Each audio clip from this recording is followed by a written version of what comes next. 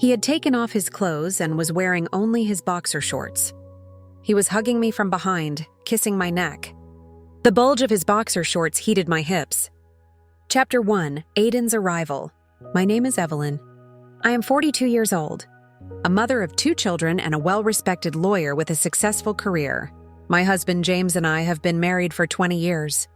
He is a loyal, hardworking, and good man, but our marriage has long been stuck in a boring routine.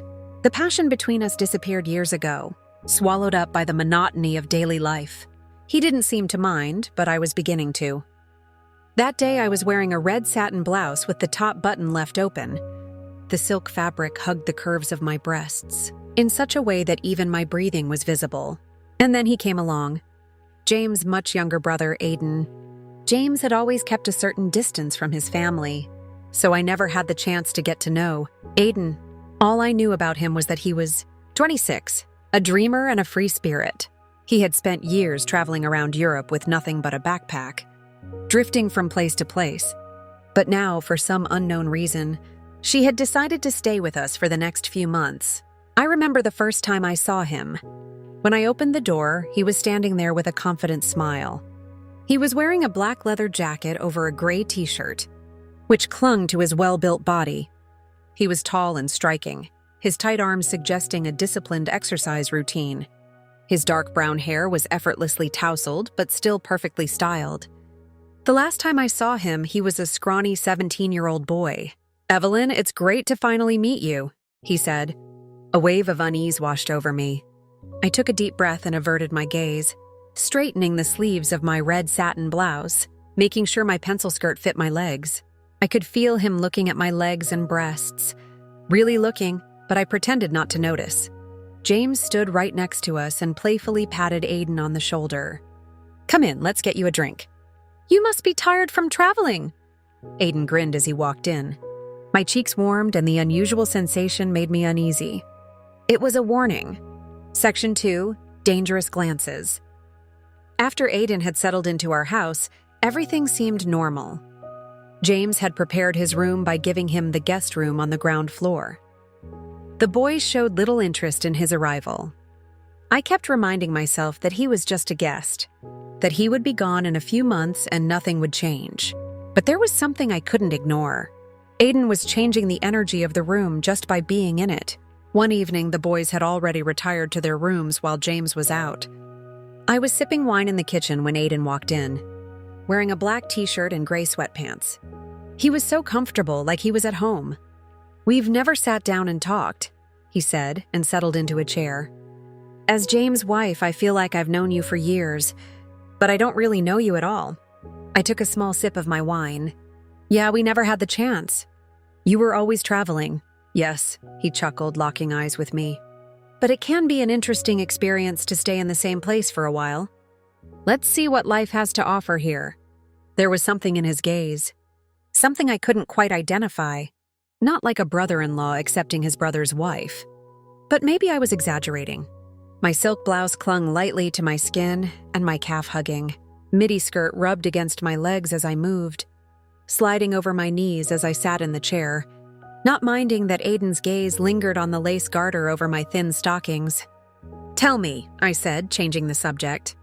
"How was Europe?" Aiden started talking. He told me about the countries he had visited, the people he had met. His world was completely different from mine. No rules, no responsibilities. That's when I realized something. Maybe that's what made him dangerous. His world was nothing like mine.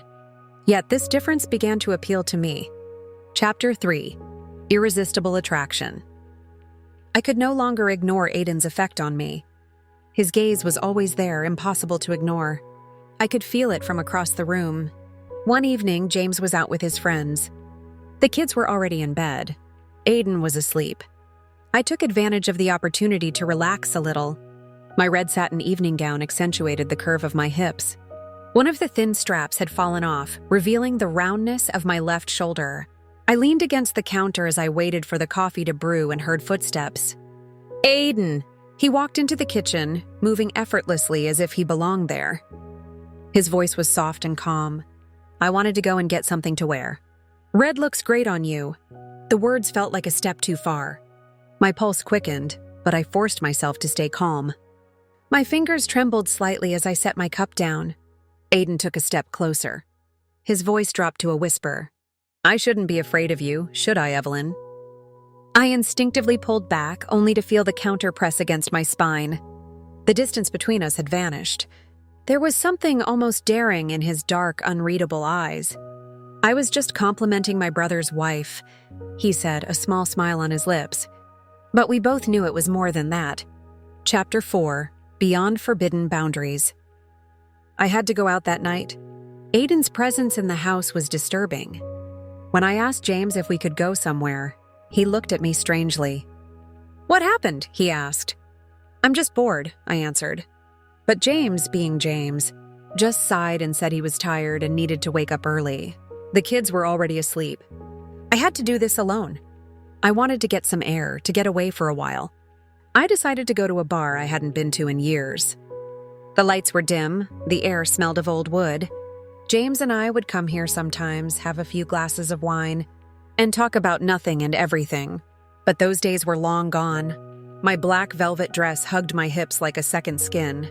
The corset detail at my waist was tight enough to take my breath away, and my cleavage left half of my breasts unbearably exposed. Maybe dressing like this was my way of trying to feel something again. I was looking for something. I walked to the bar counter, ordered a glass of red wine, and let my eyes wander. And then I saw him. Aiden! Was this a coincidence? Or had he followed me? He was standing at the corner of the bar, wearing a black button-down shirt. The sleeves rolled up to his elbows, the fabric stretched over his muscular arms. His long legs were crossed comfortably, his fingers twirling a glass of whiskey. He smiled when he noticed me. But it wasn't just any smile. It was the smile of a man who knew exactly what he was doing. He walked over and sat on the bar stool next to me. His knees brushed against my thigh, and I could feel the sweat in my panties. "I didn't expect this," he said. I took a deep breath and smiled slightly. "I didn't expect you either." Aiden tilted his head slightly, making no attempt to hide his curiosity. "I've never seen you like this before." I lifted my glass and took a sip. "Like what?" His eyes roamed over me. "I mean, free and beautiful." Aiden moved closer. "Are you alone tonight?" I knew exactly what he was asking. I met his gaze, our breaths almost mingling. "You probably shouldn't ask that." But he didn't stop. His eyes locked on my breasts, his head tilted slightly to the side. "Does it bother you that I'm here?" I could have lied. But I didn't.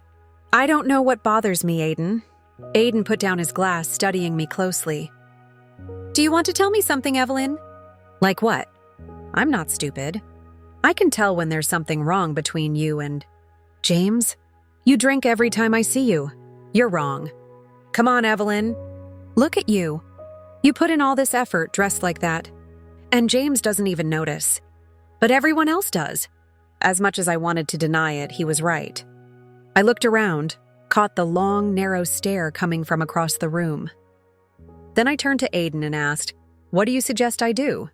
My voice was low and shaky. My eyes burned, threatening to betray me. Aiden leaned down, his voice barely above a whisper. He stepped between my legs and slid his hands through the slit. He touched the cold metal of my garter belt buckle. "Let a man come to you. Control yourself," I whispered. Chapter 5: Point of No Return.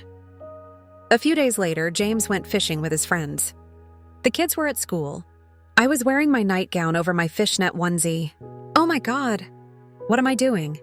Aiden was outside, sitting in the yard, his gaze lost in the sky. When I got outside, I took off my shoes, feeling the cool wood of the porch beneath my bare feet. Aiden turned his head and smiled. His eyes slid down my legs slowly and carefully. I watched him closely. I felt my heartbeat quicken. This wasn't just a conversation. We both knew it. "Aiden, this..." My voice trembled. The words caught in my throat. "Are you trying to tell me this is wrong?" he asked. My hand was in my lap, my fingers grasping the fabric of my nightgown, unconsciously wrinkling it. I am James's wife." "Yes, you are James's wife." His voice was deep and determined. I took a shaky breath. I should have gotten up, gone in and finished before it went any further. But I didn't. Aiden slowly wrapped his arm around my waist. The warmth of his touch froze me in place. I tried to look away, to turn away from whatever it was. But I couldn't. His lips were gentle but firm on my skin. Every wall inside me gave way. I felt like I was falling, free and weightless. My hands found his shoulders. My breathing quickened. In an instant, I was in Aiden's room. He had taken off his clothes and was wearing only his boxer shorts. He was hugging me from behind, kissing my neck. The bulge of his boxer shorts heated my hips. He jerked me around.